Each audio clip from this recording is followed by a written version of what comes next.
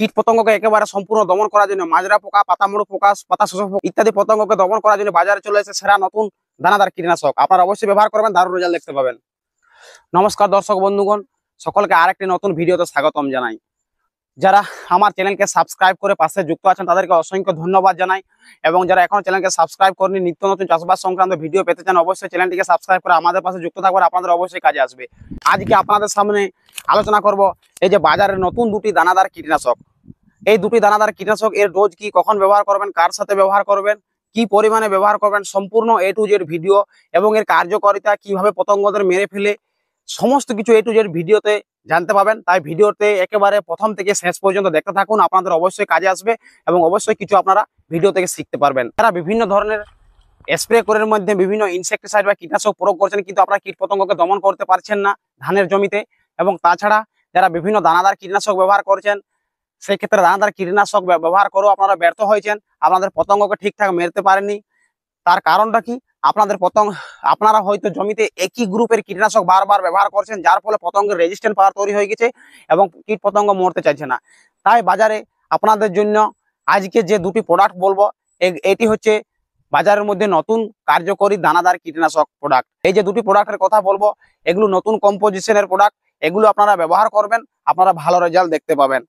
তো যাদের ধান রোপণ করা মোটামুটি 15-20 দিন, 25 দিন, 30 দিন পার হয়ে গেছে, এই সময় থেকেই আপনারা লক্ষ্য করবেন ধানের জমির আশেপাশে বা ধানের জমির মধ্যে মাজরা সৃষ্টিকারী যে মথ, পুরুষ মথ, স্ত্রী মথ ইত্যাদি মতের আনাগোনা হবে এবং এই সময় তারা ধানকে ফুটো করে ডিম পাড়বে, সেই ডিম থেকে লার্ভা তৈরি হবে, পরবর্তীকালে সেখান থেকে মাজরা পোকা সৃষ্টি হবে এবং আপনার ধানের শীষকে একেবারে কেটে দেবে এবং শীষকে টানলেই দেখতে পাবেন আপনাদের ভুয়ো বা ধানের গোড়াটা কাটা বার হচ্ছে বা ধানের জমির মধ্যে লাল লাল বিভিন্ন অংশ কাণ্ড দেখতে পাবেন।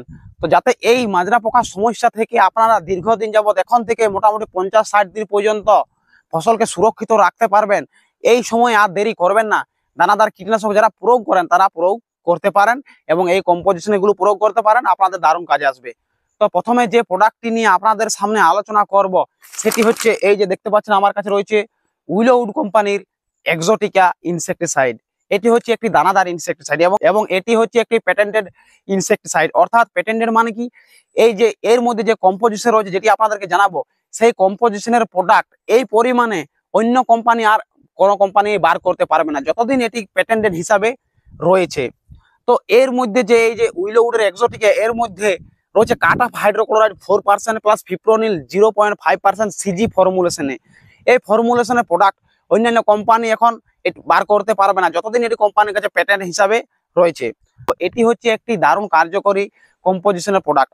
এই কাট অফ হাইড্রোক্লোরাইড এবং ফিপ্রোনিল কি করে পতঙ্গদের কিভাবে মেরে ফেলে না, কাট অফ হাইড্রোক্লোরাইড পোকা মাকড়ের স্নায়ুতন্ত্রের একটি নির্দিষ্ট অংশে নিকোটিনিক অ্যাসিটাইল কোলিন রিসেপ্টর কাজ করে, যা স্নায়ু সংকেত প্রেরণ করে এবং গ্রহণ করার জন্য অপরিহার্য।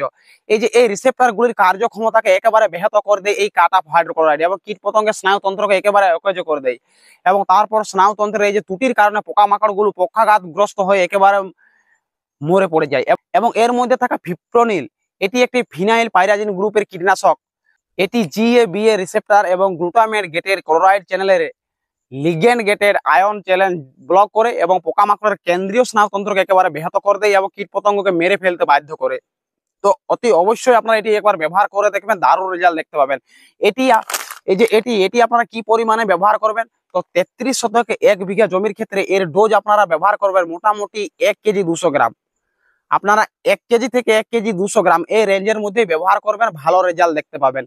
এবার বলি এটিকে আপনারা কার সাথে মিশ্রিত করে ছড়ালে ভালো রেজাল্ট দেখতে পাবেন। তো কোম্পানির মতে আপনারা এটিকে বালির সাথে মিশ্রিত করে চারিদিকে সঠিক ডোজ নিয়ে ছড়িয়ে দিতে পারেন। তাছাড়া ইউরিয়া সারের সাথেও মিশ্রিত করে আপনারা জমিতে ছড়িয়ে দিতে পারেন, ভালো রেজাল্ট দেখতে পাবেন।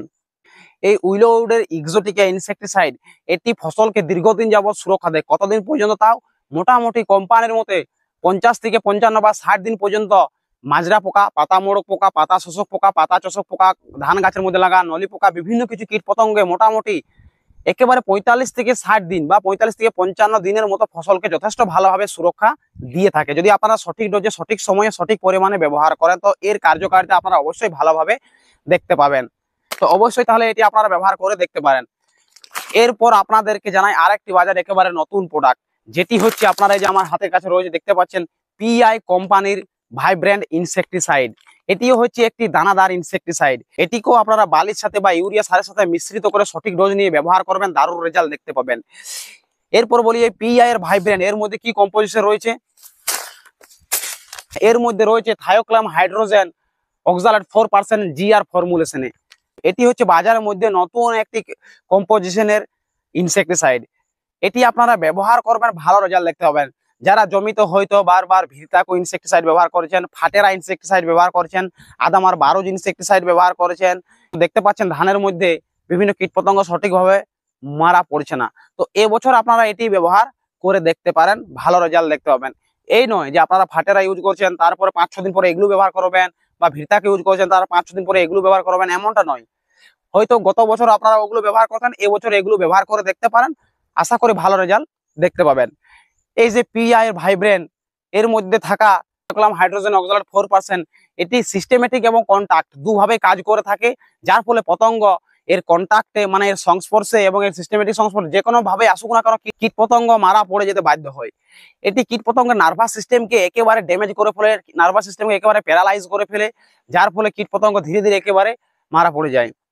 তো এই পিআই এর ভাইব্রেন্ট ইনসেক্টিসাইড এর ডোজ আপনারা ব্যবহার করবেন 33 শতকে 1 বিঘা জমির ক্ষেত্রে মোটামুটি 1.5 কেজির মতো। এবং যারা 1 একর জমিতে ব্যবহার করতে চাই, 1 একর জমিতে এর ডোজ ব্যবহার করবেন মোটামুটি 4.5 কেজি থেকে 5 কেজির মতো ব্যবহার করবেন। জমিতে সঠিকভাবে ছড়িয়ে দিবেন চারিদিকে ভালোভাবে, আপনারা ভালো রেজাল্ট দেখতে পাবেন। তো যে সমস্ত চাষি ভাইরা প্রথম জাপানের সাথে বা ইউরিয়া সারের সাথে বা বালির সাথে প্রত্যেক বছর দানাদার কীটনাশক ব্যবহার করেন, যারা 15 বিঘা 20 বিঘা 30 বিঘা 35 বিঘা ধান চাষ করেন, তাদের পক্ষে তো আর স্প্রে করা অনেক সময় অসম্ভব বা স্প্রে করা অনেক কষ্টসাধ্য হয়ে পড়ে, কারণ বর্তমান দিনে লেবারের সমস্যা প্রচুর দেখা যাচ্ছে। তো তারা অনেক সময় দানাদার কীটনাশককে কীটপতঙ্গ থেকে রক্ষা করার জন্য বিভিন্ন সময় বিভিন্ন কোম্পানির ছড়িয়ে দেন। তো আপনারা এবছর এগুলো ব্যবহার করে দেখতে পারেন, ভালো রেজাল্ট দেখতে পাবেন। এমনটা নয় যে আমি বলছি বলে আপনাদেরকে ব্যবহার করে দেখতে হবে, এগুলো ব্যবহার করে আমি যথেষ্ট ভালো রেজাল্ট দেখতে পেয়েছি, সেই হিসাবেই আপনাদেরকে বলছি যে আপনারা ব্যবহার করে দেখতে পারেন যারা ব্যবহার করেন। এবং যারা হয়তো স্প্রে করে জমির মধ্যে কীটপতঙ্গকে দমন করে পারেন, তারা হয়তো স্প্রে করার জন্য আরো বিভিন্ন কোম্পানি ওষুধ রয়েছে, সেগুলো আরামসে আপনারা ব্যবহার করতে পারেন, কোনো অসুবিধা নেই। কিন্তু যারা দানাদার কীটনাশক ব্যবহার করেন অন্যান্য বছর, তাদের জন্যই এই ভিডিওটি করা হয়েছে। এবং আপনারা আরামসে এর সঠিক ডোজ নিয়ে সঠিক পরিমাণে ব্যবহার করবেন। আমি কোনো কোম্পানির প্রচারমূলক বা কোম্পানির প্রচারক নয়।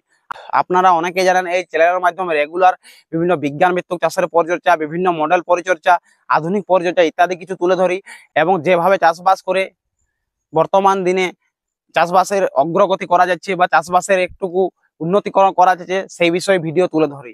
তো তাই আপনারা অবশ্যই এটি ব্যবহার করে দেখতে পারেন, ভালো লাগলে আপনারা উপকারই পাবেন। তো নমস্কার, সকলে ভালো থাকুন, সুস্থ থাকুন। চাষবাস সংক্রান্ত বিভিন্ন পরিচর্যামূলক ভিডিও পেতে হলে চ্যানেলটিকে সাবস্ক্রাইব করে আমাদের পাশে যুক্ত থাকবেন, এবং ভালো লাগলে ভিডিওতে অবশ্যই একটা লাইক দিয়ে যাবেন।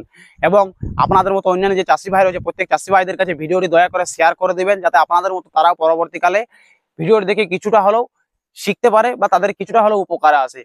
তো নমস্কার, এরপর দেখা হচ্ছে আপনাদের সাথে পরবর্তী ভিডিওতে। তার জন্য চ্যানেলকে সাবস্ক্রাইব করে পাশে যুক্ত থাকুন।